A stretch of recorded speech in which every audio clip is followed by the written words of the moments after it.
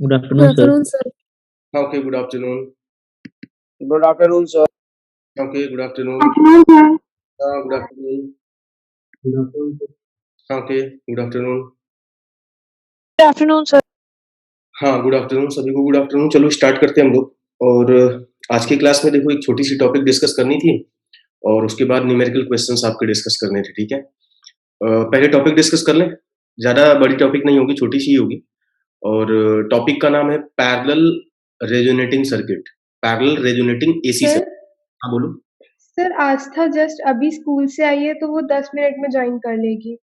अच्छा, ठीक है। तो टॉपिक का नाम लिखिए, पैरेलल रेजोनेटिंग एसी सर्किट। ठीक है, पैरेलल रेजोनेटिंग एसी सर्किट। देखो ऐसी कोई टॉपिक आपकी बुक में नहीं मिलेगी। एक्चुअली जब सीट सॉल्व करोगे ना तो लास्ट में एक दो सवाल हैं जो इस पे बेस्ड होंगे, तो इसलिए मैं इसको अलग से करा रहा हूँ, ठीक है? पैरेलल रेजोनेटिंग एसी सर्किट में क्या होता है, देखिए जैसे सपोज दैट कि हमारे पास ये कोई इंडक्टर है, ठीक है, और इसके साथ एक रेजिस्टेंस लगा हुआ है और फिर एक कैपेसिटर है जो इसके साथ पैरेलली जुड़ गया, इसके साथ भी रेजिस्टेंस लगा हुआ है और यहाँ पे कोई एसी सोर्स कनेक्टेड है। ये कोई एसी सोर्स हो गया जो इस तरीके से कनेक्टेड है। ये कोई एल होगा, ये सी होगा, ठीक है। और देखो ये जो रेजिस्टेंसेस हैं ये इक्वल भी हो सकते हैं, अनइक्वल भी हो सकते हैं। मैं स्पेशल केस डिस्कस कर रहा हूँ जो रेजोनेंस होती है और सवाल उसी से बनते हैं, ठीक है। तो इसलिए यहाँ पे क्या है कि मैं दोनों ही रेजिस्टेंस को बराबर ले रहा हूँ। ये अलग अलग भी हो सकते हैं, हालांकि इससे कोई फर्क नहीं पड़ेगा, अभी आप देखेंगे। तो ये एल हो गया, सी हो गया, ये दोनों भी आर हो गए, ठीक है। अब यहाँ पे क्या हो रहा होगा कि ये जो वोल्टेज वी है, तो सोचो अगर ये वोल्टेज वी है तो इसका जो भी वोल्टेज ये है, भाई यहाँ का पोटेंशियल जो होगा वो आप देखिए यहाँ आएगा और यहाँ वाला पोटेंशियल जो होगा वो यहाँ पे आ जाएगा। तो अगर थोड़ी देर के लिए इसको जीरो और इसको वी मानोगे तो यहाँ का पोटेंशियल जीरो, यहाँ का पोटेंशियल वी, और अगर यहाँ जीरो है तो यहाँ भी जीरो है और यहाँ पे वी है तो यहाँ भी वी है, ये जीरो है तो यहाँ भी जीरो है और ये वाला वी है तो यहाँ पे भी क्या है, वी है। तो आप ध्यान से देखिए यहाँ से यहाँ का पोटेंशियल क्या है, पोटेंशियल डिफरेंस क्या है, वी। यहाँ से यहाँ का पोटेंशियल डिफरेंस क्या है, वी। मतलब मानो जैसे क्या है ना कि ये पूरी सर्किट कुछ और नहीं, कायदे से अगर देखिए तो ये पूरी सर्किट कुछ और नहीं। ध्यान से समझिए यहाँ पे साइड में क्या बताना चाह रहा हूँ। ये पूरी सर्किट में ऊपर वाली अगर हम लोग ब्रांच को देखें तो वहां पे एक इंडक्टर लगा हुआ है, एक रेजिस्टेंस लगा हुआ है और मान लो इसका एक्सएल रहा होगा, ये आर रहा होगा, जो भी है। और नीचे इससे मान लीजिए सपोज दैट कि ये बैटरी लगी हुई है जिसका की वोल्टेज कितना है, वी है। तो ये ऊपर वाली जो ब्रांच है वो जस्ट लाइक दिस कि इसकी क्रॉस वोल्टेज वी हो गया, एक्सएल और आर, ये वाली सर्किट हो गई। नीचे वाले को अगर आप गौर से देखिए तो ये कुछ और नहीं, ये कैपेसिटर और इसके साथ रेजिस्टर और ये सब एक बैटरी के साथ कनेक्टेड है। तो ये कुछ इस तरीके की सर्किट है और कुछ है नहीं। ये एक्ससी और ये आर और वोल्टेज वी। अब एक बात बताओ कि यहाँ पे जो इसमें करंट जो जाएगी, अगर मैं इसको कुछ नाम दे दूं लाइक I1, तो क्या आप I1 और V का फेजर डायग्राम बना सकते हैं? कितने लोग बना सकते हैं बोलो? I1 और V का फेजर डायग्राम। यस सर, बना सकते हैं। अगर मैं वोल्टेज को आगे की तरफ ले लूं, जैसे मान लीजिए इसका मैं फेजर डायग्राम पूछ रहा हूं आपसे, लेट कि मैं वोल्टेज को यूं ऐसे आगे की तरफ ले लूं, तो बस मेरे को इतना बताओ करंट किधर होगी? जल्दी बोलो। सर लैग करेगी। अगर मैंने वोल्टेज को इधर सीधा की तरफ ले लिया तो करंट जो है वो किधर की तरफ बनेगी, मेरा ये क्वेश्चन है। फेजर डायग्राम आपने क्या सीखा था भाई? देखो ना, ये सीरीज सर इसी के अलोंग होगा, वी के अलोंग होगा। वी के अलोंग कैसे होगा? वी के अलोंग तो होगा जब सर वी से नीचे के साइड सभी बनाएंगे। नीचे की तरफ। रुक जाओ एक मिनट। V के अलोंग तब होता जब ये एक्सेल नहीं होता, केवल रेजिस्टेंस होता, सिर्फ रेजिस्टेंस होता तो जिधर वोल्टेज उधर ही करंट। मगर यहाँ पे तो आपको क्या करना होगा, देखिए मैं यहाँ पे साइड में समझा देता हूँ कि कैसे बनेगा। भाई एक चीज देखो, इन दोनों में हम लोग कैसे बनाते हैं कि ये हो गई करंट तो वी आर इधर ही होता है और VL जब हम बनाते हैं तो VL किधर बनता है, ऊपर की तरफ बनता है। हमने यही बता रखा है कि अगर सिर्फ इतने को देखोगे तो करंट आगे जा रही है, VR भी उधर ही जा रहा है, मगर VL ऊपर जा रहा है। तो VL और VR का जो रिजल्टेंट होगा वो आएगा आपका कुछ इस तरीके से। VL और VR का जो रिजल्टेंट होगा वो आएगा कुछ इस तरीके से। तो ये देखिए V है, ये V हो गया, राइट। तो वोल्टेज और करंट के बीच का अगर फेज डिफरेंस देखोगे तो वोल्टेज और करंट के बीच का फेज डिफरेंस ये है। तो आप बड़े ध्यान से देखिए, क्या यहाँ पे कुछ हो सकता है? ये है वोल्टेज और ये है करंट। करंट पीछे है, ध्यान से देखो, करंट क्या है? पीछे है। कितना एंगल पीछे है ये कैसे पता चलेगा? ये फाई कैसे निकलेगा बताइए भाई? tan फाई बराबर tan phi equals to VL by VR. हाँ VL by VR या यूं कह लो XL by R, ये भी कह सकते हो, सही है ना? Yes, sir. Yes, sir. Yes, sir. Slide में ना जाओ, ठीक है, ये मैं ऑलरेडी पढ़ा चुका हूँ, फिर से समझ लो। अगर हमारे पास ये सर्किट है सिंपल XL और R वाली, तो हमें पता है इन दोनों में करंट सेम है, तो करंट का अगर फेजर इधर है तो फिर जो वोल्टेज होगा, वोल्टेज ये वाला वोल्टेज, उसका फेजर डायग्राम किधर बनेगा? ऊपर की तरफ बनेगा, यानी वोल्टेज आगे होगा, करंट पीछे होगा। तो मैं तो आपको बता चुका हूं ना कि आप किसी भी एक को पहले ड्रॉ कर लो, दूसरे को इसी हिसाब से मॉडिफाई कर लेना। रियल में पिक्चर ये है कि वोल्टेज आगे होता है करंट से इन दिस सर्किट। ये वाले सर्किट में वोल्टेज ऊपर होता है किससे? करंट से। कितना ऊपर होता है? तो वो यहां से निकलेगा tan phi बराबर XL डिवाइड बाई R। तो मैं बोल रहा था कि इस वाले सर्किट में अगर मान लीजिए मैं वोल्टेज को इधर दिखा दूं, तो फिर करंट मेरे को किधर दिखाना चाहिए? ये जो I1 करंट है किधर, ऊपर कि नीचे? नीचे। नीचे. नीचे की तरफ, बिल्कुल। ये वोल्टेज अगर इधर है तो करंट की डायरेक्शन मेरे को नीचे की तरफ दिखानी पड़ेगी। ये है करंट, ये है करंट, और ये करंट हम ले सकते हैं जस्ट I1, ठीक है। ये वाली करंट क्या हो गई हमारी? I1 हो गई।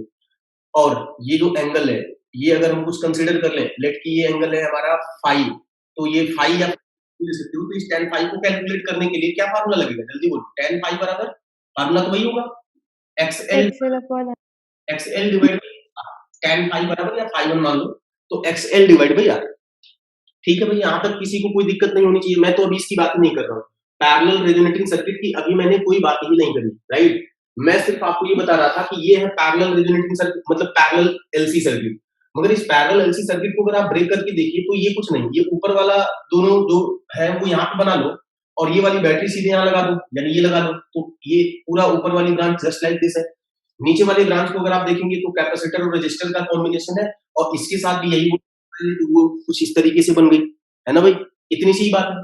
तो ये ऊपर वाली बात तो हमने कुछ इस तरीके से डील कर लिया। जरा नीचे वाले की कहानी बताइए। अगर मैं नीचे वाले में वोल्टेज को मान लूं ऐसे, ये वाला वोल्टेज को अगर मैं दिखा दूं ऐसे, तो करंट किधर जाएगी? अगर इसकी करंट को मैं I2 नाम दे दूं, ऊपर. ऊपर होगी। करंट जाएगी ऊपर की तरफ, और ये होगी I2। और इसका एंगल जब हम निकालेंगे, मान लो phi 2, तो ये एंगल निकलने का क्या फार्मूला होगा? जल्दी बोलो। XC upon R. हाँ बिल्कुल, XC divide by R। tan phi 2 बराबर XC डिवाइड बाई R, है ना। और कई सारे लोग बहुत लेट करके ज्वाइन कर रहे हैं क्लास को। चलो अच्छा, यहाँ पे पहले देख लेते हैं, फिर ये सब बातें बाद में डिस्कस कर लेंगे। मैं जो बता रहा था, जितने भी लोग लेट ज्वाइन किए क्लास को, एक बार दोबारा रिकॉल कर दे रहे हैं और अपना ध्यान से समझ लो, ठीक है। हम लोग पढ़ रहे थे, टॉपिक हमारी थी पैरेलल रेजोनेटिंग एसी सर्किट। ये एक लास्ट टॉपिक थी जो बची हुई थी। तो पैरेलल रेजोनेटिंग एसी सर्किट में क्या है कि ये जो सर्किट है हमने, इसी को हम देखो, ये ध्यान से पैरेलल सर्किट है, इसमें L और C पैरेलल होगा, और L है तो इसके साथ रेजिस्टेंस भी होगा, C है तो इसके साथ भी रेजिस्टेंस होगा। अब ये रेजिस्टेंस आपका मन R1 R2 मान लो, आपका मन R मान लो, बराबर मान लो, उसमें करंट जाने वाली है नहीं, तो वैसे ही कोई मतलब ही नहीं रह जाएगा उसका, ठीक। तो ये हो गई हमारी पैरेलल LCR सर्किट, राइट। और यहाँ पे हमने ये वोल्टेज लगा दिया। ये जो वोल्टेज है, ये जो वोल्टेज है, ये इस ऊपर वाले में भी है और ये नीचे वाले में भी है। तो मैं यही बता रहा था कि ये पूरी की पूरी सर्किट को आप दो पार्ट में रेज्यूम कर लो। ये ऊपर वाली जो ब्रांच है इसको अलग ले लो, नीचे वाले को अलग ले लो, और दोनों में वोल्टेज तो यही है, दोनों में वोल्टेज यही है। तो मैं यही यहाँ पे समझा रहा था कि अगर ऊपर वाले को कंसीडर कर ले, ये वाली ब्रांच, तो इसमें वोल्टेज क्या है? V। और सिर्फ इसको अगर मेरे को समझना हो तो ये तो वही पुरानी सर्किट हो गई, बस इसमें कैपेसिटर नहीं है, और ये सीरीज LR सर्किट हो गई। ध्यान से देखो, ये सीरीज क्या हो गई? LR circuit. अब यहाँ पे मैं आपको क्या बता रहा था, पहले से हम पढ़ चुके हैं कि इन दोनों में ही करंट क्या होगी? सेम होगी। तो अगर मैं करंट का फेजर डायग्राम इधर बना लूं, तो इसका जो वोल्टेज होगा, इसके अंदर जो वोल्टेज आएगा वो इससे 90 डिग्री ऊपर होगा, ये हम पढ़ चुके हैं पहले से, ये 90 डिग्री ऊपर होगा। और रेजिस्टेंस के क्रॉस में पोटेंशियल डिफरेंस होगा, वो जिधर करंट है उधर ही होगा। तो ये हो गया VR, ये हो गया VL, और इन दोनों का वेक्टर एडिशन करोगे तो ये इधर जाएगा, और वेक्टर एडिशन का मतलब हो गया नेट वोल्टेज। इसका मतलब क्या हुआ कि यहाँ पे नेट वोल्टेज की डायरेक्शन ये होगी। करंट और वोल्टेज को अब देखो, ये वोल्टेज ये करंट, यानी वोल्टेज ऊपर है करंट से, कितना ऊपर है? तो tan फाई, ये एंगल फाई है, तो tan फाई बराबर ये क्या आएगा? Perpendicular by base. तो परपेंडिकुलर जो है वो आपका मन VL लिखो या XL लिखो, बात तो वही है। एक्सएल बाई आर से भी निकाल सकते हैं। बेसिकली मैंने एक्सएल बाई आर इसलिए लिखा क्योंकि यहाँ पे हमें एक्सएल वगैरह ही दे रखा है, वीएल वगैरह नहीं दे रखा है, राइट। तो इसलिए मैंने कर दिया इसको एक्सएल डिवाइड बाई आर। ये इस वाले यानी ऊपर वाले सर्किट की एनालिसिस हो गई अलग से। अब मैं अगर नीचे वाले सर्किट की एनालिसिस करूं, ये देखो ये नीचे वाली सर्किट।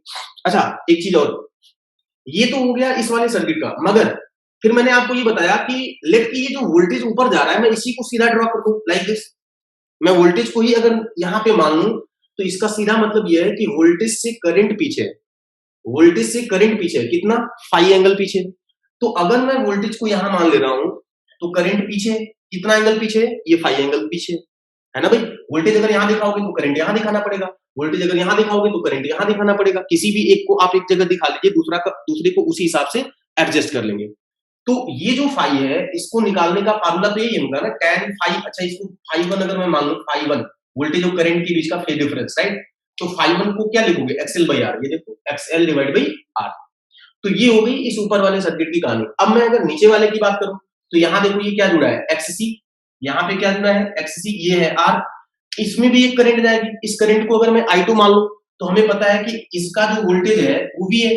तो अगर मैं ये वाले वोल्टेज को सीधा दिखाऊंगा तो अब इसमें किसी को डाउट नहीं आनी चाहिए कि ये वाली करंट जो है वो अब की बार किधर होगी, ऊपर की तरफ। आप जाकर के जैसे इसकी एनालिसिस यहाँ पे किया वैसे ही करो, पता चल जाएगा।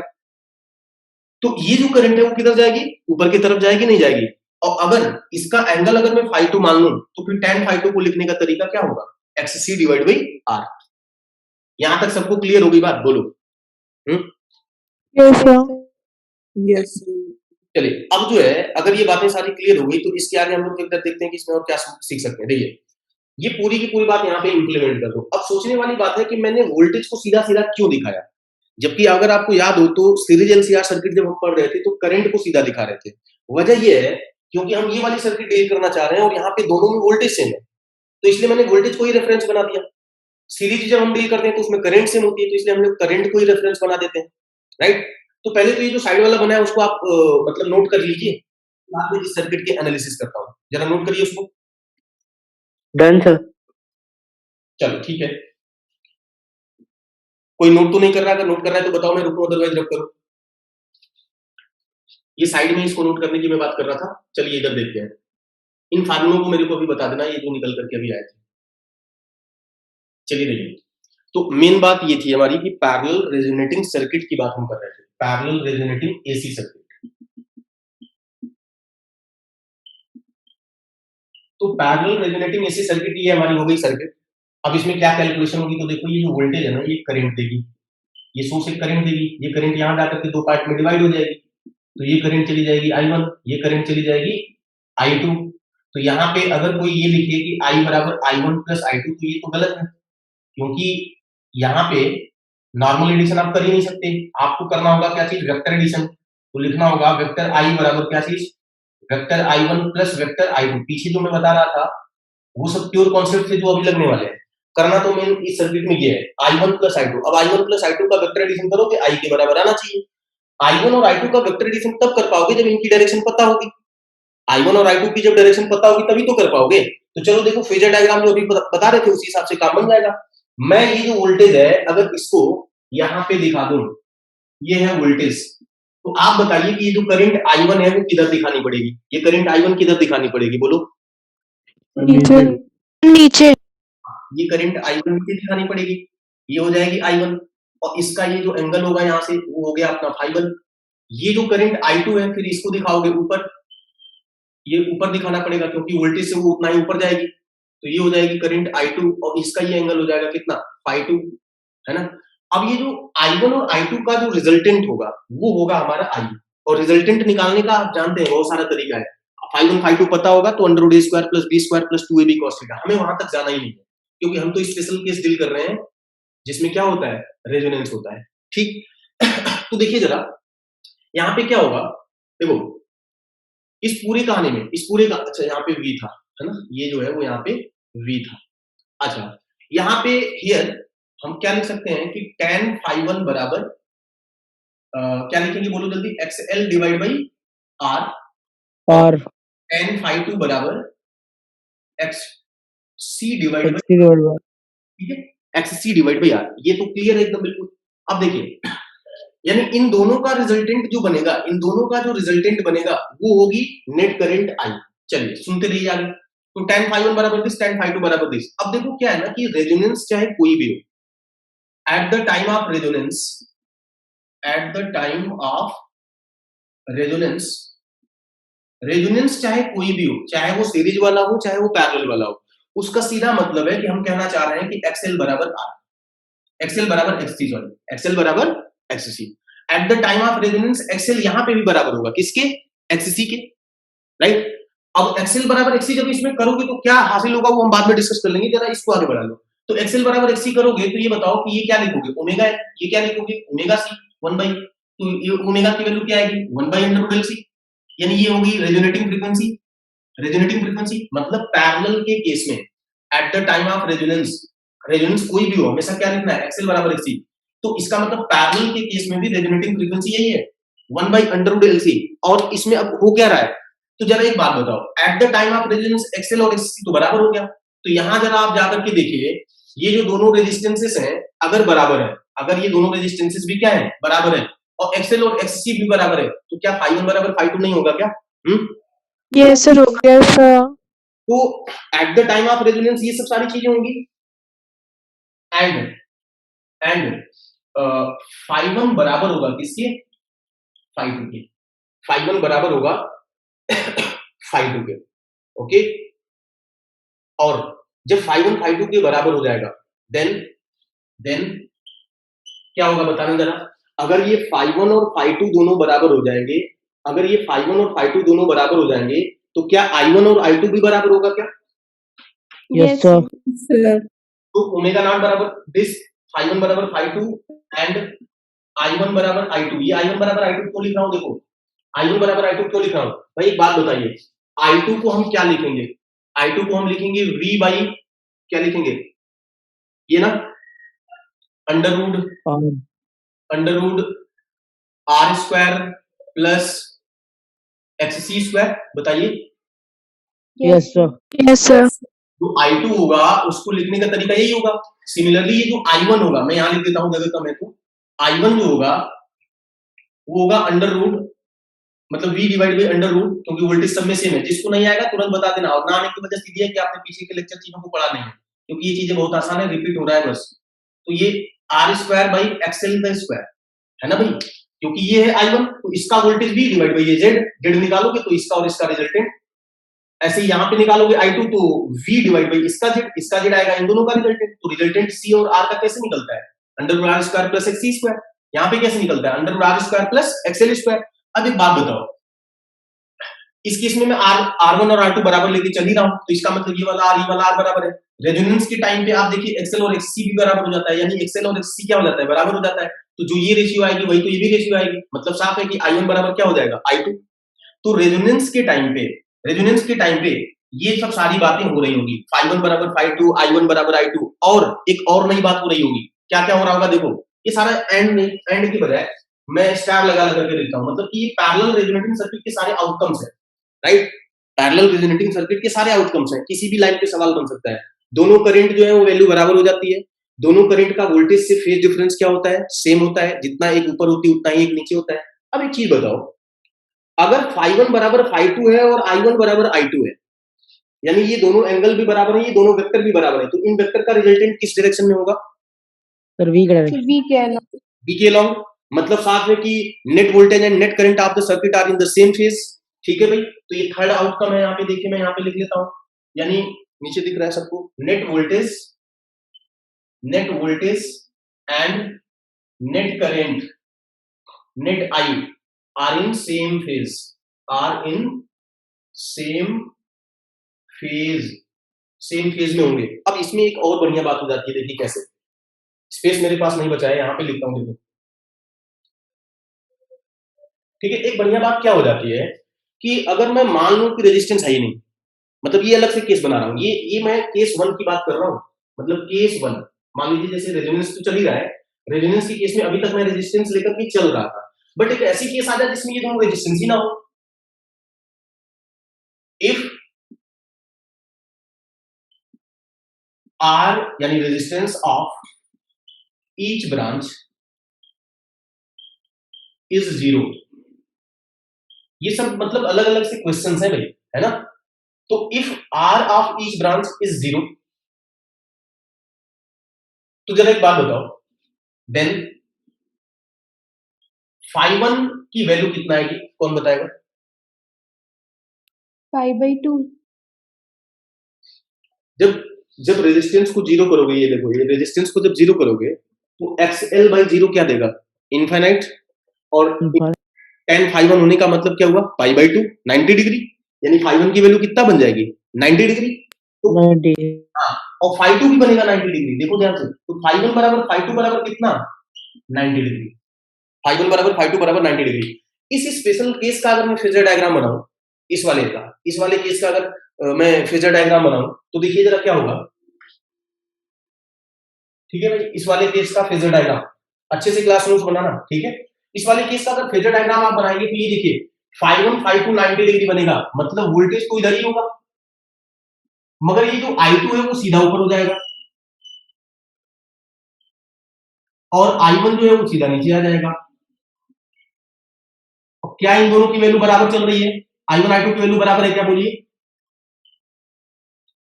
Yes, sir. yes sir हम तो रेजोनेंस की ही बात कर रहे हैं ना, बस बात ये है कि R दोनों का 0 कर दिया, इस वाले लाइन में और इस वाले लाइन में रेजिस्टेंस मैंने 0 कर दिया। बात तो रेजोनेंस की हो रही है, तो रेजोनेंस के टाइम पे तो ऑलरेडी I1 बराबर I2 हो ही चुका है, तो इसका मतलब ये दोनों करंट की वैल्यू क्या है? सेम है। अब अगर ये सेम है तो एक चीज बताओ, इन दोनों का रिजल्टेंट कितना होगा? 0. I1 I2 का रिजल्टेंट 0 होगा। 0 जाएगा। तो here I1 बराबर I2 and it represent that कि net current I is equal to 0, मतलब कि इस वाले करंट की बात कर रहा है कि ये वाली करंट क्या हो जाएगी? 0 हो जाएगी। तो चलिए फिर से रिकॉल करते हैं, कंक्लूजन यही था। ये वाली करंट 0 कब होगी बताइए जरा? जब XL बराबर XC होगा और ये दोनों रेजिस्टेंस की वैल्यू क्या होगी? बराबर 0। बराबर दोनों रेजिस्टेंस 0 होगा और XL बराबर XC होगा, तो क्या ये करंट 0 होगी? Yes, sir. और सुनिए, ये I1 I2 0 नहीं होगा, I1 I2 उस केस में 0 नहीं होगा, ये वाली करंट 0 होगी, मगर ये अजीब सी चमत्कारी बात हो रही है, यहाँ से कोई करंट जा ही नहीं रही, यहाँ पर करंट घूम रही है, ये कैसे हो रहा है ना? ये भी सोचने वाली बात है। फिलहाल पहले समझ लेते हैं, ये दोनों करंट बराबर हो जाएगी, और ये दोनों करंट बराबर होगी तो जानते हो क्या होगा? ये जो करंट होगी ऐसे, अब यहाँ से तो कोई करंट जा नहीं रही है, तो जो ये वाली करंट ऐसे जाएगी वो घूम के इसी में आएगी, तो ये जो करंट के आप डायरेक्शन देख रहे हो ये भी गड़बड़ हो जाएगी। फिर ये जो I1 करंट है वही घूम के इसमें चलेगी, फिर ऐसे या ऐसे जो भी है, तो ऐसे ये ऑक्सीलेट करता हुआ चलेगा। एक्सेल और XC केवल लगे होंगे ना, तो एक बार बैटरी लगा के छोड़ दो तो उसमें करंट अपने आप घूमती रहेगी ऐसे, और ये नेट करंट क्या हो जाएगी? सर्किट की 0। ये दोनों नेट करंट जाने ही नहीं देंगे उसमें से, राइट। तो बेसिकली क्या है, देखिए बेसिकली क्या है कि इस केस में, यानी कि रेजोनेंस के केस में, जब पैरेलल LC सर्किट रेजोनेंस के केस में होती है, पैरेलल LC सर्किट, मैं R नहीं बोल रहा हूं, parallel LC circuit at the time of resonance कैसे बिहेव करती है? तो आंसर है फिल्टर सर्किट के जैसे बिहेव करती है। एक पर्टिकुलर फ्रीक्वेंसी की करंट को, मतलब इस फ्रीक्वेंसी की करंट को इसमें से ये जाने ही नहीं देगी, ये करंट जाने ही नहीं देगी। और सवाल है कि फिर ये करंट घूम कैसे रहेगी? तो देखो, जब ये केवल L और C जुड़े होंगे, रेजिस्टेंस नहीं होगा, जब यहाँ पे कोई स्विच लगाओगे और ऑन करोगे तो एक मोमेंट के लिए ये करंट जाएगी, अब ये दोनों एनर्जी स्टोर कर लेंगे, फिर अपनी एनर्जी से उसमें करंट घुमा रहे होंगे, इधर से किसी करंट की कोई जरूरत ही नहीं है, क्योंकि आपने रेजिस्टेंस तो लिया ही नहीं है। रेजिस्टेंस जब लिया ही नहीं है तो कोई एनर्जी लॉस होगी नहीं, तो अनंत टाइम तक, इनफाइनाइट टाइम तक उसी में करंट क्या होगी? घूमती रहेगी। इसको हम आगे चल के LC ऑक्सीलेशन के नाम से भी जानते हैं। L और C सर्किट में सिर्फ जुड़े होंगे तो सर्किट में करंट बार बार क्या करेगी? ऑक्सीलेट, एक बार इधर उधर इधर उधर, इधर से कोई करंट जाने की जरूरत नहीं है, सिर्फ एक बार स्टार्टिंग में जाएगी, आगे किसी करंट की कोई जरूरत नहीं है। बोलो, क्या मेरी बात पकड़ में आई? हाँ भाई। Yes Yes, sir. तो जरा जिस ऑर्डर में मैंने लिखा था ना पहले, क्या फिर वो सब जरा नोट करिए, फिर मैं लास्ट में 2-4 लाइनें अपने एंड से लिखवाता हूँ, नोट करिए जरा। Done sir. चलिए ठीक है, तो कंक्लूजन में लिखो जरा, कंक्लूजन। अच्छा, जो बच्चे नहीं लिख पा रहे होंगे, अगर स्लो लिख रहे होंगे तो वो बता देंगे, मैं रुक जाया करूंगा, ठीक है भाई? कुछ लोग तेज लिख लेते हैं, कुछ लोग स्लो लिख देते हैं, सामने होती तो पता चल जाता, ऐसे तो पता नहीं चलेगा। तो कंक्लूजन में आप लिखिएगा, पैरेलल LC सर्किट लिखिए parallel LC circuit at the time of resonance, parallel LC circuit at the time of resonance. Resonance का मतलब ब्रैकेट में क्या लिखेंगे, सोर्स फ्रीक्वेंसी लिखिए, ब्रैकेट में लिखो source frequency omega not equal to 1 by under root LC, source frequency omega not equal to 1 by under root LC bracket close. उसके बाद लिखो behaves like filter circuit, behaves like filter circuit, या इसी का दूसरा नाम रिजेक्टर सर्किट, रिजेक्टर सर्किट। चलिए जरा इस पे कुछ क्वेश्चंस देखते हैं, सीट के अंदर कुछ क्वेश्चंस होंगे, 1 मिनट की टाइम दीजिए, सीट ओपन करें। तो ये वाली जो टॉपिक मेरे को पढ़ानी थी ना, देखो ये हो गई खत्म। अब सीट के सिर्फ क्वेश्चंस करने हैं, इंपॉर्टेंट क्वेश्चन जो मेरे को पता है पहले से कि आप नहीं कर पाओगे, फंसोगे, उसको मैं अभी क्लास में करा देता हूँ। बाकी आपके अलग से कोई डाउट्स होंगे तो उनको आप पूछ लेंगे, ठीक है भाई। चलिए 1 मिनट की टाइम दीजिए, सीट ओपन करते हैं।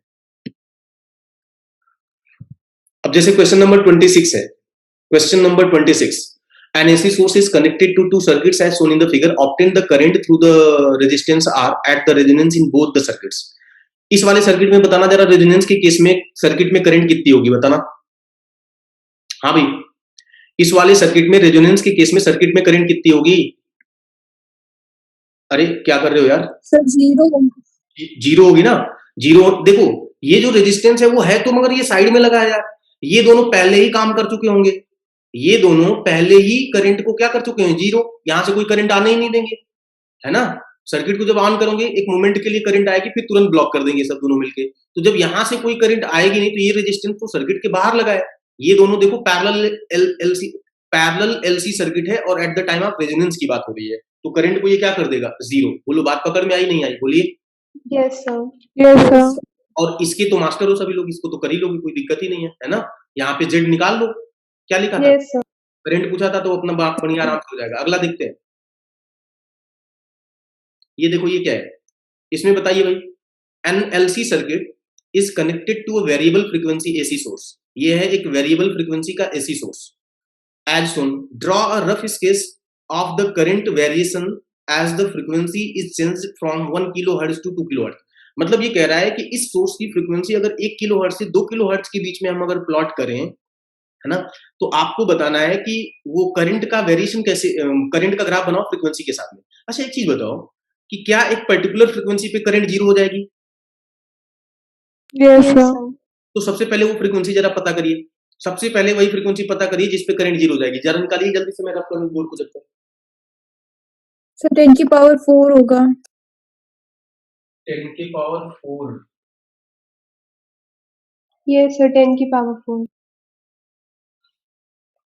इन्होंने बोला था 1 से 2 के बीच में, 10 के पावर 4 का मतलब नहीं यार, हमें तो लग रहा है गलत बता रहे हो, क्योंकि जहां तक मेरे को याद है वो 1.5 क्या निकाले हो, ओमेगा निकाले हो कि एफ निकाले हो? सर ओमेगा निकाल नॉट। दिया। बेटा एफ निकालो ना, ये देखो F F F yes sir. Yes. Yes sir. F की वैल्यू क्या 1.5 आ रही है, देखो। Yes sir. यस। देखो इन्होंने दिया है एल और सी की वैल्यू, तो हम निकालेंगे पहले ओमेगा नॉट।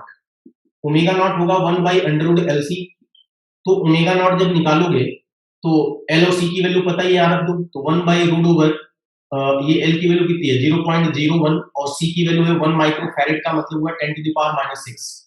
तो इसका मतलब इसको जब सॉल्व करोगे तो जैसा कि बताया वो शायद 10 की पावर 4 आएगा रेडियन पर सेकेंड। मगर इसको अगर मैं 2 पाई एफ नॉट लिख दूं तो कोई दिक्कत तो है नहीं, ओमेगा बराबर 2 pi F naught 10 to the power 4। यहां से अच्छा ये जो पाई है, पाई की वैल्यू कितना होती है 3.14, 3.14। 3.14। ये कैलकुलेशन सही थी ना? Yes sir. -8, सर ये तो सही है। ये ठीक यस सर, ये सही है। है। एफ नॉट की वैल्यू कितना आ रही है, एफ नॉट की वैल्यू कितना आ रही है 1 बाई 2 पाई, यानी 1 बाई इंटू 22/7, 7 चला गया ऊपर और multiply by 10 to the power 4। लगभग बता दो, एफ 1.5 तो नहीं आएगा, अप्रॉक्स बता दो 7/44 और इंटू 10 टू द पावर 4, मतलब कि एफ नॉट बराबर 7 70 into 10 to the power 3 divided by 44। तो ये 44 का डबल करोगे तो ये 88 आता है, मगर ये 70 है, तो इसका मतलब ये 88 डबल से तो छोटा ही होगा और 1 से बड़ा होगा। 1.6 कितना? सर 1.57 आ रहा है। यस सर, वही 1.57 किलो हर्ट्ज, मतलब 1.57 किलो हर्ट्ज, यानी इस फ्रीक्वेंसी पे क्या होगा जरा उस सर्किट में बताइए, इस पर्टिकुलर फ्रीक्वेंसी पे उस सर्किट में क्या होगा बोलिए। Current zero. हाँ बिल्कुल, इस पर्टिकुलर फ्रीक्वेंसी पे 1.57 पे अगर मैं इस सोर्स की फ्रीक्वेंसी को सेट कर दूं तो साफ दिख रहा है कि ये कह रहा है इसमें करंट क्या हो जाएगी, जीरो। इन्होंने कहा था कि सोर्स की फ्रीक्वेंसी मेरे को 1 से 2 के बीच में वेरी करानी है। क्या ये हमारा वाला डेटा इसी 1 और 2 के बीच में आ रहा है? बोलो। Yes sir. Yes sir. Yes sir. मतलब साफ है कि ये जो ग्राफ बनेगा करंट वर्सेस फ्रीक्वेंसी, ये हो गया ओमेगा या एफ लिख लो और यहां पे लिख लो करंट, मगर हमें पता है कि एफ की वैल्यू पर्टिकुलर एफ नॉट पे करंट की वैल्यू क्या हो जाएगी, जीरो। तो इसका मतलब ये कुछ ग्राफ इस तरीके से बनेगा, यहाँ पे जो फ्रीक्वेंसी होगी एफ नॉट और इसकी वैल्यू होगी कितना, 1.57 किलो हर्ट्ज, यहाँ पे यूनिट अलग से लगा दो, किलो हर्ट्ज में यही, तो ये होगा। इसके इधर उधर करंट की वैल्यू जो है ना वो, क्योंकि रेजोनेंस के दोनों तरफ तो करंट चेंज करेगी, मगर रेजोनेंस पे एग्जैक्टली जो वैल्यू है मैक्सिमम है तो मैक्सिमम, मिनिमम है तो मिनिमम। ठीक है भाई, कोई दिक्कत इसमें बोलिए, यही है ग्राफ, बोलो। नो सर, आ गया सर। Yes sir.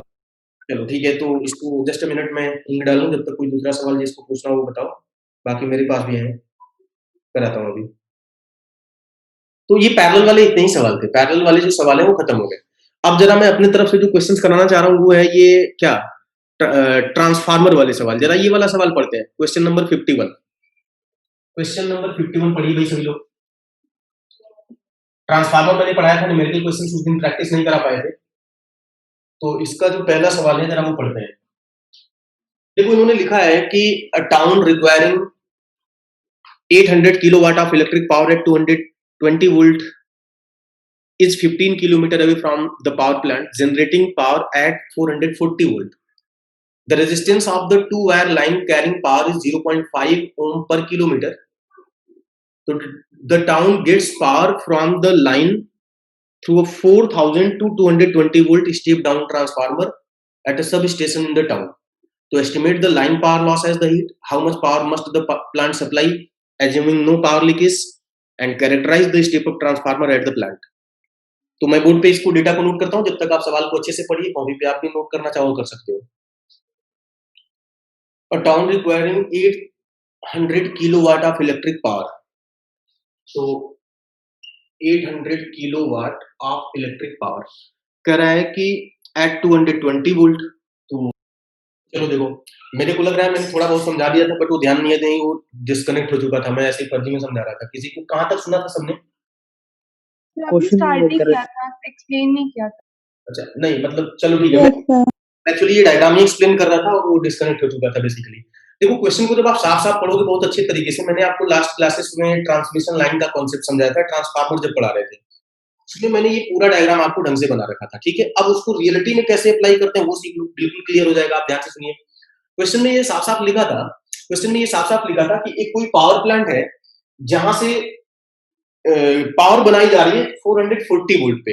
यहाँ पे कौन सा ट्रांसफार्मर यूज करते हो, कौन बताएगा? Step up. ठीक है, तो उन्होंने कोई ये स्टेप अप ट्रांसफार्मर यूज किया। स्टेप अप ट्रांसफार्मर हम लोग यहाँ पे यूज करते हैं, ये मैं पढ़ा देता हूँ कि ऐसा क्यों होता है।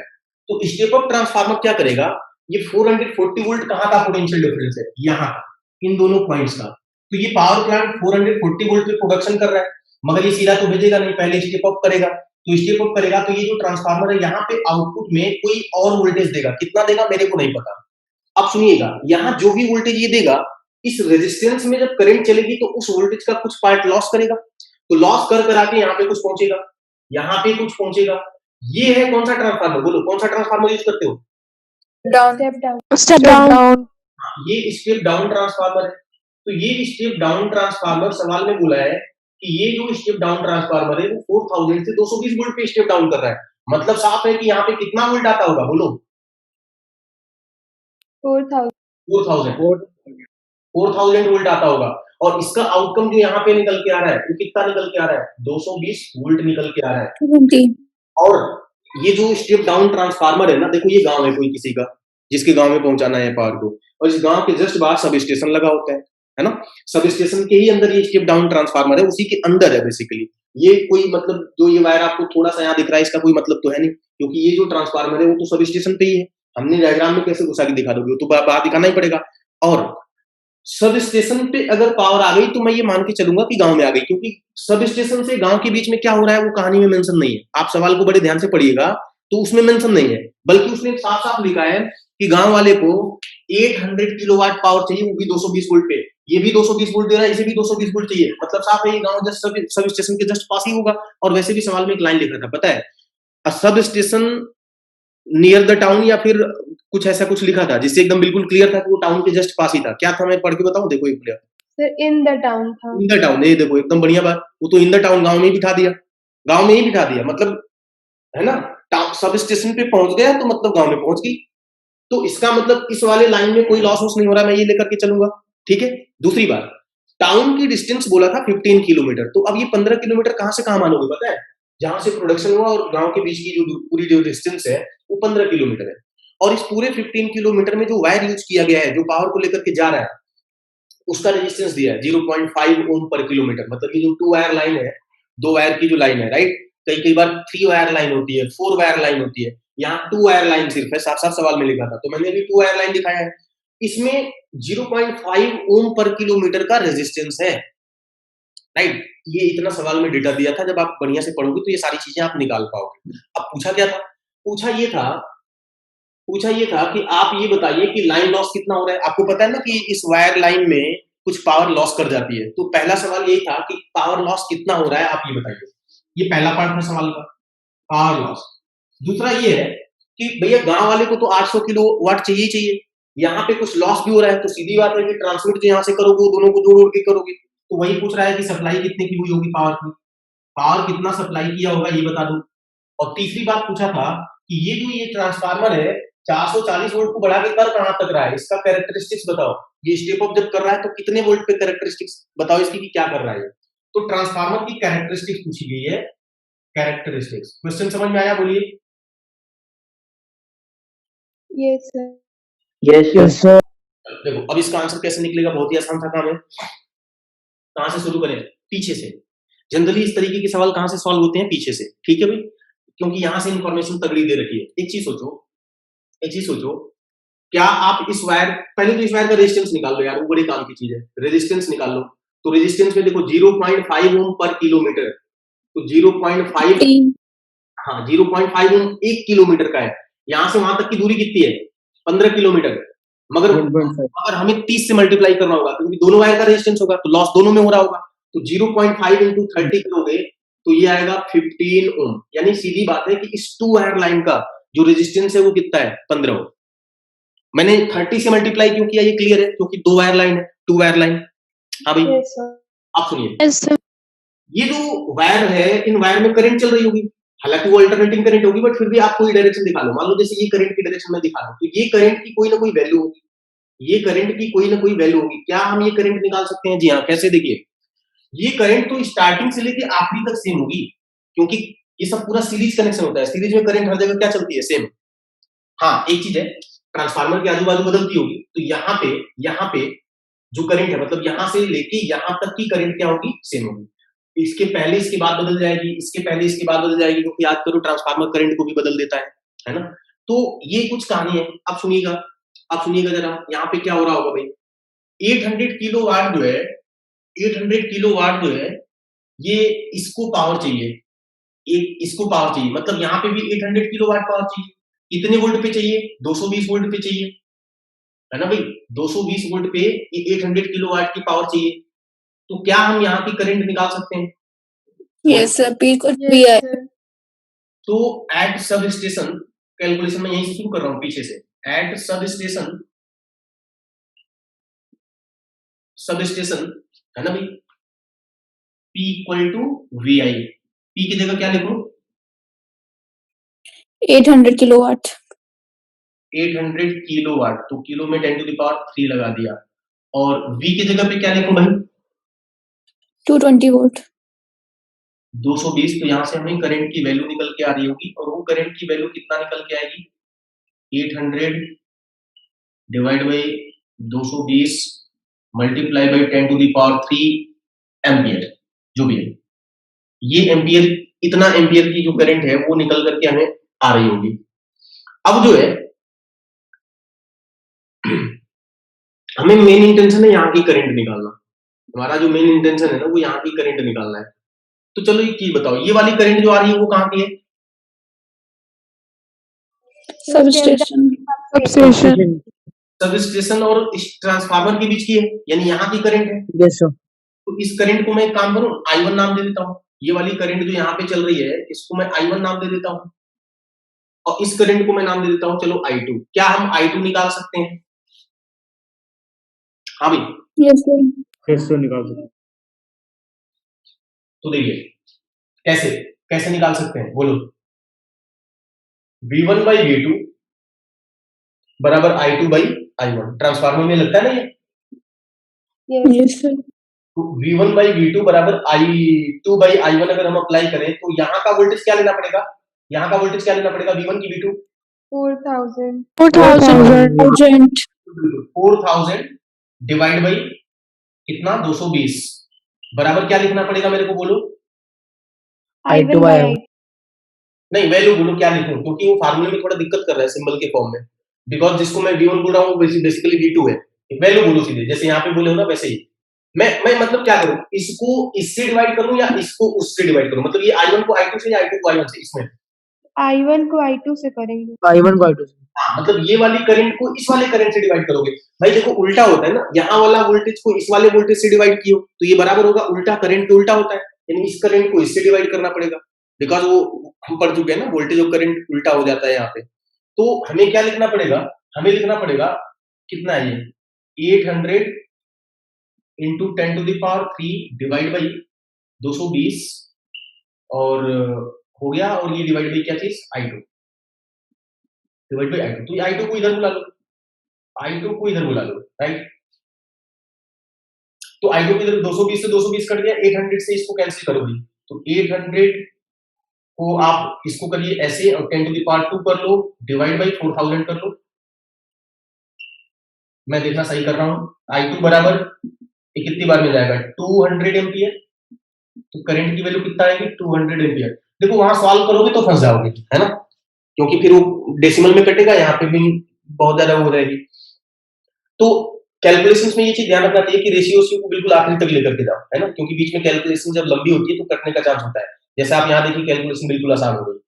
अब ये जो I2 है ये निकल के आ गई। अब इससे हम क्या करेंगे पता है? लाइन में यानी इस वायर के अंदर कितना वोल्टेज लॉस हो रहा है हम ये निकाल सकते हैं।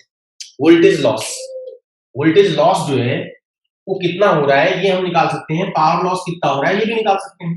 चलिए देखिए, तो लाइन पावर लॉस, अब पहले पार्ट का आंसर कर रहे हैं, इतनी चीजों की मेरे को जरूरत थी। अब पहले पार्ट का आंसर, तो पावर लॉस बराबर, बोलो क्या फार्मूला लगाओगे? VI। VI. हाँ, I स्क्वायर आर यार, sorry I square R. I square Yes, sir, sir. I2. I2 ये जो आई थी उसका स्क्वायर करोगे और आर से करोगे, क्योंकि इसी वाले करंट की वजह से। तो I2 का मतलब ये 200, तो 200 के स्क्वायर मल्टीप्लाई में रेजिस्टेंस वो 30 था, उधर 15 था, है ना। तो ये कितना आता है? 4 इंटू 10 टू द पावर 4 और 60 इंटू 10 टू द पावर 4, मतलब 600 किलोवाट। 600 किलोवाट ये हो जाएगी पावर लॉस। तो पावर लॉस जो हो रही है लाइन के अंदर वो 600 किलोवाट की हो रही है। ये पहले पार्ट का आंसर हो गया। तो पावर सप्लाई कितना हो रही होगी? देखिए जरा यहाँ पे सेकंड पार्ट का आंसर। तो पावर सप्लाई जब हम निकालेंगे तो क्या करेंगे भाई? पावर लॉस प्लस ये जो पावर जो उधर मिली, पावर रिसीव्ड। तो पावर लॉस जो है वो कितना है? 600 किलोवाट, और पावर रिसीव्ड जो है वो शायद कितना थी? 800 किलोवाट। तो कितना इसको जोड़ोगे तो आएगा 1400 1400 kilowatt. Kilowatt, right. 1400 किलोवाट, तो ये हो जाएगी पावर सप्लाई की वैल्यू। अब एक चीज और पूछा था, कैरेक्टरिस्टिक्स कितना है ना, ट्रांसफार्मर की कैरेक्टरिस्टिक्स। देखो यहाँ पे जो वोल्टेज मिल रहा है वो कितना है, 4000। यहाँ का वोल्टेज आप बताइए 4000 से कम होगा, ज्यादा होगा, बराबर होगा? ज्यादा होगा। ज्यादा होगा। ज्यादा होगा, क्योंकि यहाँ पे इस रेजिस्टेंस के अंदर कुछ वोल्टेज जो है वो लॉस किया होगा। तो बस कुछ नहीं करना है, हमें ये पता करना है कि कितना वोल्टेज यहाँ पे लॉस कर गया, और वो जो लॉस आएगा उसमें 4000 जोड़ देना, आंसर आ जाएगा। तो थर्ड पार्ट में यही करना है, जगह बची नहीं है। जरा इसको नोट करो, फिर मैं थर्ड पार्ट लिखूं कहीं। Done sir. डन। चलो, थर्ड पार्ट में वोल्टेज लॉस, वी लॉस, क्या फार्मूला लगाएंगे? वोल्टेज लॉस के लिए क्या करेंगे? Sir power loss upon I2। अरे वोल्टेज लॉस रेजिस्टेंस की वजह से हो रहा है, इस करंट की वजह से। पावर लॉस आया। है ना, सीधे सीधे करो, IR करो, IR, yes sir, IR। तो I2 into R, यस तो I2 जो है वो कहाँ गई, I2 200, और स्टूडेंट सर। रेजिस्टेंस है 15, तो ये 3000 आ जाएगा, 3000 वोल्ट। तो इसका मतलब कैरेक्टरिस्टिक्स ऑफ ट्रांसफार्मर निकल के आ गई, output of step up transformer मतलब है ना, it represent that output of step up transformer used at the power plant. जितना बड़ा खुद से लिख लेना, step up transformer is equal to 3000 पहले और 4000 वहां पे, तो वो आ जाएगा 7000 वोल्ट। तो कैरेक्टरिस्टिक्स जब हम लिखेंगे आंसर में, तो वो लिखेंगे 440 वोल्ट टू 7000 वोल्ट।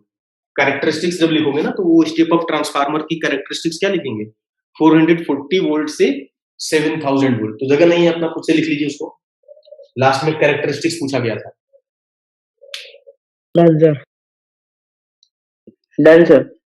चलो ठीक है, तो अब इस तरीके के सवाल और भी हैं सीट में, आप करेंगे है ना, इस तरह के सवाल जो है वो सीट में और भी हैं, तो इसको खुद से करना। सर आपने लास्ट में क्या बोला? मैंने ये बोला कि कैरेक्टरिस्टिक्स ऑफ ट्रांसफार्मर जब लिखोगे तो 440 टू 7000 वोल्ट लिखना पड़ेगा। ये देखो यहाँ लिखा भी है, 440 volt to 7000 volt step up transformer की कैरेक्टरिस्टिक्स होगी, ठीक है। और इस तरह के सवाल जो है, अब देखो ये वाले तो बड़े आसान से, अच्छा सवाल ट्रांसफार्मर में इसी टाइप का होता है, वो मैंने करा दिया। बाकी ये सब तो डायरेक्ट फार्मूले में है, रेशियो निकालने वाले, ratio of the number of turns in the primary and secondary, तो डायरेक्ट रेशियो वाले सवाल है भाई, हैं। Yes sir. एफिशिएंसी और ये वाले तो खुद से कर लेना। ये इस तरीके का सवाल आपको देखिए यहाँ पे फिर से मिलेगा, क्वेश्चन नंबर 60 में मिलेगा आपको फिर से, ठीक है। तो ये क्वेश्चन आप खुद से ट्राई करना, ओके। अब आ जाओ जरा बीच में और सवाल दिखाता हूँ आपको, ये तो करा दिया 50 वाला। क्वेश्चन नंबर 28 समथिंग कुछ होता है जो थोड़ा ठीक ठाक होता है यहाँ पे। क्वेश्चन नंबर 28 में क्या लिखा है, obtain the resonating frequency and the Q factor of the series LCR circuit L बराबर 3 Henry, C बराबर this। तो इसका second part, how will you improve the sharpness of resonance? ठीक है ना, ये तो मैंने पढ़ाया था उस दिन भाई, how will you improve the sharpness of resonance of the circuit by reducing it's full width at half maximum bye a factor of 2। मतलब वो कि शार्पनेस ऑफ रेजोनेंस पहले बढ़ाने का मतलब क्या है, ग्राफ को पतला कर दो। तो शार्पनेस बढ़ाने का मतलब मैथमेटिकली क्या है, कोई बताएगा? फिजिकली तो ग्राफ जो बैंडविड्थ कम हो, हाँ बैंडविड्थ कम हो जाए या रेजिस्टेंस बैंडविड्थ कम कम हो हो जाए? जाए। नहीं, शार्पनेस बढ़ाने का मतलब हो गया कि क्वालिटी फैक्टर को बढ़ाना, और यस सर। बाकी ये काम दो तरीके से हो सकता है, तो उन्होंने उसी चीज पे सवाल बना दिया है, तो बहुत आसान सी बात हो गई ना। क्वालिटी फैक्टर का सीधे फार्मूला लिख दो, और बैंडविड्थ को शायद बैंडविड्थ को उन्होंने कुछ किया है, और उसी के हिसाब से क्वालिटी फैक्टर को भी बढ़ाने की बात कर रहे हैं। तो ऊपर हमारा 1/√LC वाला होता है ना फैक्टर, उसको चेंज करना पड़ेगा। देखिए क्वेश्चन में कह रहा था, how will you improve the sharpness of resonance of the circuit by reducing it's full width at half maximum bye a factor of 2, है ना। क्वालिटी फैक्टर जो है का फार्मूला क्या होता है, 1/R नहीं, √LC। √LC into 1/R। हाँ 1/R √LC, 1/R LC। ये हमारे पास क्वालिटी फैक्टर का फार्मूला है, मगर इसको बैंडविड्थ के टर्म में भी लिखने की बात कर रहे हैं ये। तो बैंडविड्थ के टर्म में अगर हम लोग इसको लिखें तो Q फैक्टर बराबर होता है omega naught, omega naught upon हाँ omega delta omega. Delta omega. अब इन्हीं दोनों फार्मूलों को रिलेट करो, वो कुछ कहने की कोशिश कर रहे हैं, उनकी बात को समझ लो। दोनों फार्मूलों को हम लोग रिलेट कर सकते हैं। क्या कह रहे थे क्वेश्चन में, लास्ट में कुछ तगड़ी लाइन बोल रहे थे, कहाँ गया क्वेश्चन नंबर में, लिखा है कि how will you improve the sharpness of resonance of the circuit by reducing it's full width at half maximum, है ना भाई। यानी कि ये जो बैंडविड्थ है उसको हाफ करने की बात कर रहे हैं, half maximum bye a factor of 2। तो ठीक है, मतलब ये तो कोई बात हुई नहीं। इन्होंने कहा है कि बैंडविड्थ को हाफ करना है, क्यू फैक्टर को भी डबल करना है। तो जब इसको हाफ करोगे तो ये डबल हो ही जाएगा। मतलब ये करोगे कैसे अब, तो डेल्टा ओमेगा का क्या फार्मूला होता है, डेल्टा ओमेगा का फार्मूला क्या होता है, आर बाई एल क्या होता है, ये सर R/L। आर है ना। डेल्टा ओमेगा का फार्मूला आर बाई एल होता है। देखो डेल्टा ओमेगा को क्या कर रहे थे, ये 2 के फैक्टर से रिड्यूस कर रहे थे। डेल्टा ओमेगा को 2 के फैक्टर से रिड्यूस कर रहे थे, जिसकी वजह से क्वालिटी फैक्टर 2 से इंक्रीज कर रहा है, मतलब डबल हो रहा है, ऐसा ही कुछ हो रहा है, जिसकी वजह से शार्पनेस बढ़ रहा है। तो सवाल है कि जो डेल्टा ओमेगा है उसको हम 2 के फैक्टर से रिड्यूस कैसे करेंगे। तो ये डेल्टा ओमेगा का फार्मूला हो गया, एक आर और दूसरा एल, है ना। तो हम लोग जो है वो या तो आर रेजिस्टेंस को क्या कर लें, रेजिस्टेंस को क्या कर लें, हाफ कर लें, या फिर एल को क्या कर लें, डबल कर लें। एल होता है एक्सएल होता है, यहाँ पे क्या होता है, एल होता है ना। L होता है। एल होता है। तो ये चीज दो तरीके से हो सकती है, या तो आप रेजिस्टेंस को हाफ कर लो, या तो इंडक्टेंस को क्या कर लो, डबल कर लो। ये दो ऐसे तरीके हैं जिसकी वजह से वो सवाल जो वो पूछ रहे हैं वो किया जा सकता है। ठीक है भाई, बोलिए। Yes sir. चलो अच्छा, अब क्या है ना कि एक दो क्वेश्चन मेरे को अपने एंड से क्या था, 28 वाला तो नहीं है जो मैं कह रहा था। एक मिनट रुकिए, पहले तो ये 33 वाला सवाल बहुत ही अच्छा सा है। अच्छा का मतलब ये एग्जाम में पूछा जाता है आसान। आप जरा इसको करिए पहले, क्वेश्चन नंबर 33। क्वेश्चन नंबर 33 में क्या कह रहे हैं कि a current of 4 ampere flows in a coil when connected to 12 volt DC. तो 4 एम्पीयर की कॉइल है, 12 वोल्ट के डीसी से जब ये कनेक्ट कर रहे हैं, फिर कह रहे हैं कि if the same coil is connected to 12 volt 8 hertz AC source. तो 12 वोल्ट 8 हर्ट्ज एसी सोर्स से जब कनेक्ट कर रहे हैं तो करंट कितना बह रही है भाई, 2.4 एम्पीयर। तो करंट हो गई उसी कॉइल में 2.4 एम्पीयर। तो calculate the inductance of the coil, उस कॉइल का इंडक्टेंस बताइए। देखो इसमें मेरे को क्या समझाना है, सवाल को समझिए। क्वेश्चन में कह रहा था एक कॉइल है, तो ये कॉइल का मतलब ऐसे, ये कोई कॉइल है। तो अब एक चीज समझो कि ये जो कॉइल है ना, बनी होगी किसी वायर की, तो वायर का अपना रेजिस्टेंस होगा, और कॉइल को अगर देखा जाए तो इसका एल तो होगा ही होगा। तो मतलब साथ में कि इसमें आर भी है और एल भी है।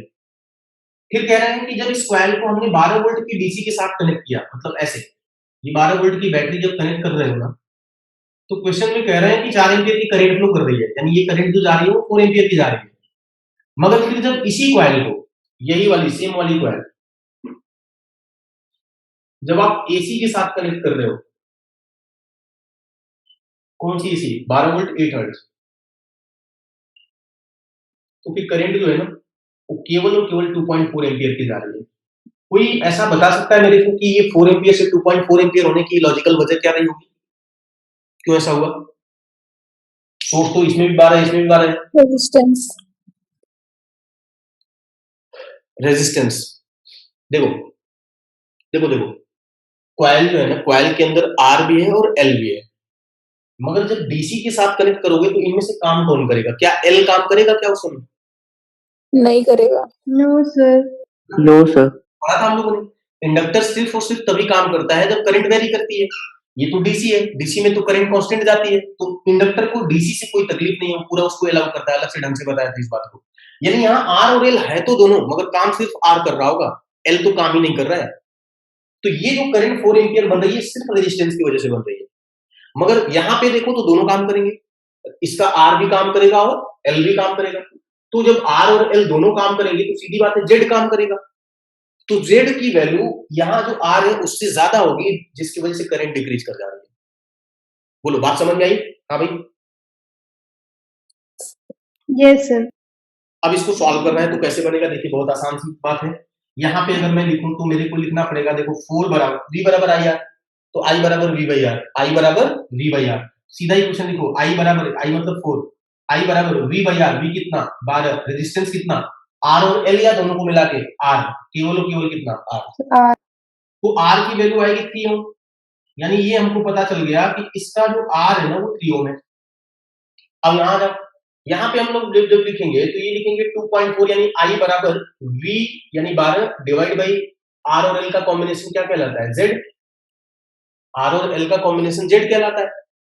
अब Z को यहीं ब्रेक ना करना, पहले Z चुपचाप निकाल लो, ठीक है, कैलकुलेशन आसान बनानी है तो इसको जरा सॉल्व करिए, कितना आ रहा है भाई, ये 3 है तो ये 4 आना चाहिए, कितना आएगा, 5 आएगा क्या, हाँ यस सर 5 आएगा, Z की वैल्यू क्या आएगी 5 आएगी, है ना, R की वैल्यू 3, Z की वैल्यू 5, हमसे पूछा था L, तो दिक्कत कहाँ आ रही है, कहीं नहीं, Z बराबर रूट ओवर, रूट हटाना है यहाँ स्क्वायर कर दो, तो ये आ जाएगा R square plus XL minus XC, XC है ही नहीं तो ये क्या करोगे एक्सएल का स्क्वायर, एक्सएल का स्क्वायर, Z की वैल्यू कितनी है 5, तो 5 स्क्वायर, R की वैल्यू कितना है 3 का स्क्वायर, तो ये कितना है भाई एक्सएल का स्क्वायर, यानी एक्सएल की वैल्यू कितना आएगी 4, एक्सएल की वैल्यू कितना आएगी 4 ओम, ठीक है, एक्सएल की वैल्यू 4 आने का मतलब है कि ये कुछ और नहीं है, ओमेगा एल है, तो ओमेगा एल की वैल्यू 4, ओमेगा कितना होता है 2 पाई एफ इंटू एल बराबर कितना 4, 2 पाई की वैल्यू 3.14, या ऐसे कर लो, पहले उधर गए तो एल जो निकल के आएगा वो बराबर होगा, देखिए इस 4 को 2 से कैंसिल कर लो या पहले देख लो, तो 2 divide by 22/7 multiply by frequency कहीं दिया था वो 8 हर्ट्ज, ये हो गई, तो कर लो सॉल्व, जो भी है इतना हेनरी, ये जो भी आएगा इतना हेनरी, बोलो बात पकड़ में आई, yes sir बताइए, डन सर। चलो ठीक है, मैं जो सवाल खोज रहा था वो मिला नहीं मेरे को, कहीं 0.8 करके कुछ लिखता है, ये है क्या 49 है क्या शायद, देखना जरा इसको पढ़ो, an AC circuit having an inductor and a resistor in series draws a power of 560 watt from an AC source marked 210 volt 60 hertz, the power factor of the circuit is 0.8, calculate the impedance of the circuit and the inductor, नहीं ये नहीं है, ये नहीं है, अरे खुद भी तो किए हो ना, कहीं कोई किसी का डाउट है अभी तक तो पूछ लो, बाकी मैं अपना सवाल ढूंढ रहा हूँ।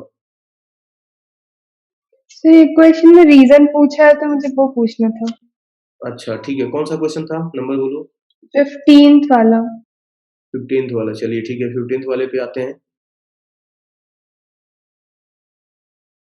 बाकी कुछ है नहीं, बाकी के सवाल जो है वो बहुत ही आसान से हैं, सीधे सीधे फार्मूले में रखो वैल्यू आएगी, फिर भी अगर किसी को नहीं आए तो पूछ लो। अच्छा एक होती है, देखो एक छोटी सी बात मेरे को याद आ रही है, कभी कभी वाटलेस करंट पूछते हैं, ये WATTLESS वाटलेस करंट, नाम से पकड़ के बताओ क्या होना चाहिए, वाटलेस करंट क्या होनी चाहिए, देखो इसमें सवाल तो मेरे को मिल नहीं रहा है, वो कुछ ऐसा होता है कि 0.8 उसका क्या नाम है उसका फेज डिफरेंस होता है और उसको यूनिटी बनाना होता है, तो वो कितना कैपेसिटर लगेगा ऐसा कुछ करके पूछते हैं। क्वेश्चन नंबर 15 पूछ रहे थे मेरे से, पहले मैं वाटलेस करंट बता दूं क्या होता है, जस्ट अ मिनट सुन लो, वाटलेस करंट आप कहीं लिख लो टॉपिक में, wattless current WATTLESS, wattless current, watt किसकी यूनिट होती है, Power. पावर बिल्कुल पावर, वाटलेस मतलब पावर नहीं होनी चाहिए, मतलब पावर लॉस नहीं होनी चाहिए, करंट, ऐसी करंट जिसकी वजह से पावर लॉस ना हो मगर करंट हो, उसी को कहते हैं वाटलेस करंट। कब होगी ऐसा, ये चमत्कारी बात कब होगी सुनिए, जैसे मान लीजिए हमारे पास प्योर कैपेसिटिव सर्किट है, प्योरली कैपेसिटिव सर्किट, तो प्योरली कैपेसिटिव सर्किट यहाँ पे वोल्टेज लगा दीजिए कोई बी, क्या इसमें करंट चलेगी नहीं चलेगी, आप बताइए जरा, करंट चलेगी क्या, No, sir. No sir sir. बोझ रहे, तो इसमें करंट नहीं चलेगी, ये कहां से भैया, इसमें करंट क्यों नहीं चलेगी, क्या तकलीफ है, ये एक बार ऐसे एसी चलेगी ना इसमें, यस सर ये सर ऐसे कुछ भी मतलब ये डीसी होता है तब नहीं चलती, एसी है बढ़िया चलेगी, कोई दिक्कत की बात नहीं है, करंट तो चलेगी, मतलब एक बार इधर घूमेगी एक बार इधर घूमेगी, तो ये करंट होगी कोई मान लो आई, ये VRMS या IRMS, ठीक है। ये जो सिंपल वोल्टेज दिया होता है न्यूमेरिकल फॉर्म में, जिसमें वो RMS वोल्टेज ही होता है, तो ये हो गया VRMS, ये हो गया IRMS। तो करंट तो इस सर्किट में चल रही है, मगर अगर मैं पावर लॉस निकालूं तो पावर लॉस जो होता है, देखो पावर लॉस वो होता है कुछ ऐसे, VRMS IRMS into cos phi,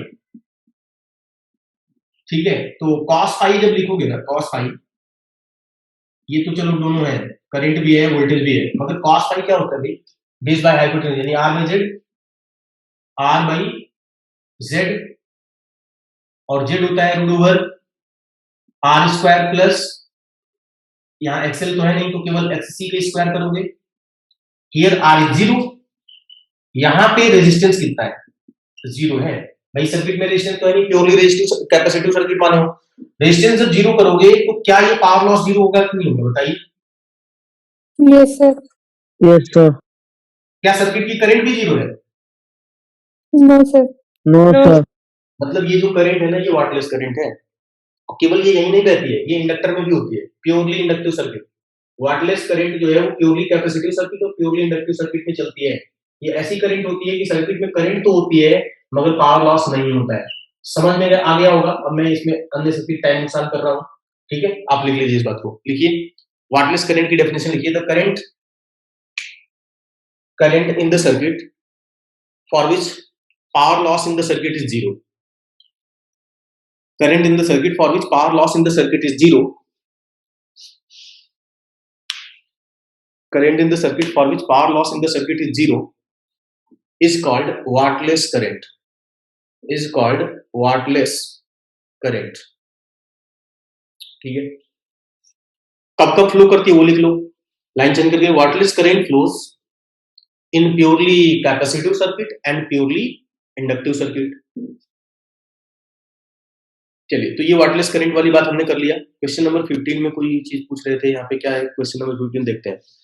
लिखा है कि a resistor of 200 ohm and a capacitor of 50 microfarad are connected in series 200 volt AC source with angular frequency 300 hertz.